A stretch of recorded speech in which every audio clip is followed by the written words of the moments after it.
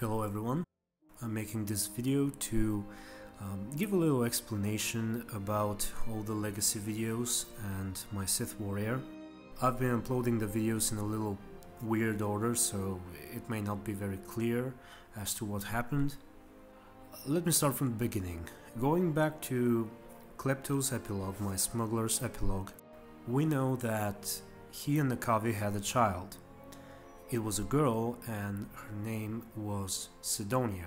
She was named after Lady Cedonia Terran, the noble from Alderaan. She was also Force sensitive.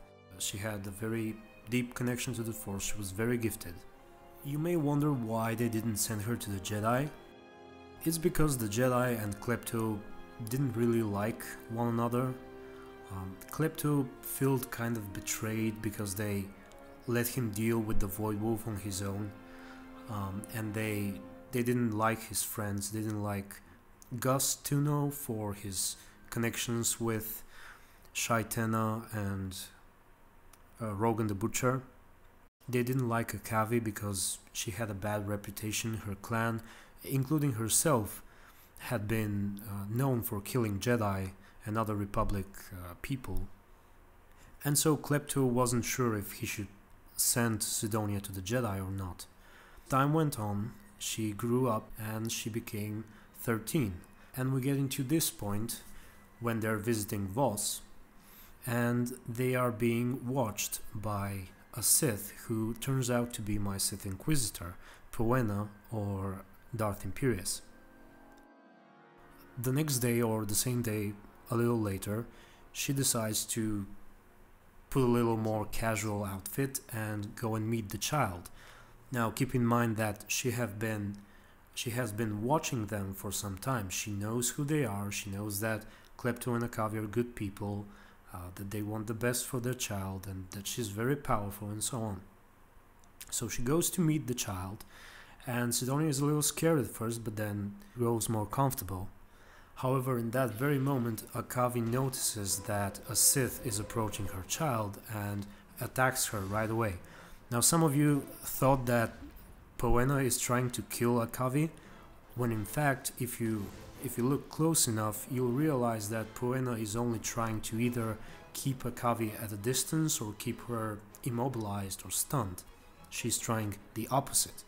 So when Akavi settles down, they have a little conversation and Poena very briefly explains that she knows them and she thinks she knows what's going on and she wants to help Cedonia harnessing her power, essentially.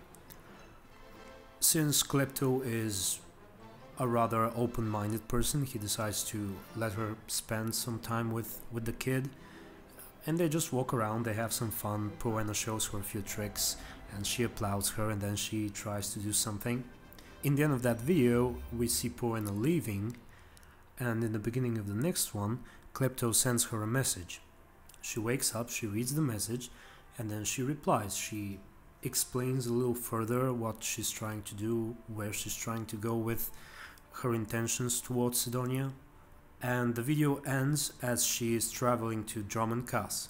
And then comes the prologue of my Sith Inquisitor, the video I started with actually, where she's on Drummond Cass and she's talking about her past, again in the message to Klepto and Akavi. She is referring to them. So that's basically what happened in the last few videos. Some of you had questions like how am I gonna tie all this to the Sith Warrior story and to its origin and so on.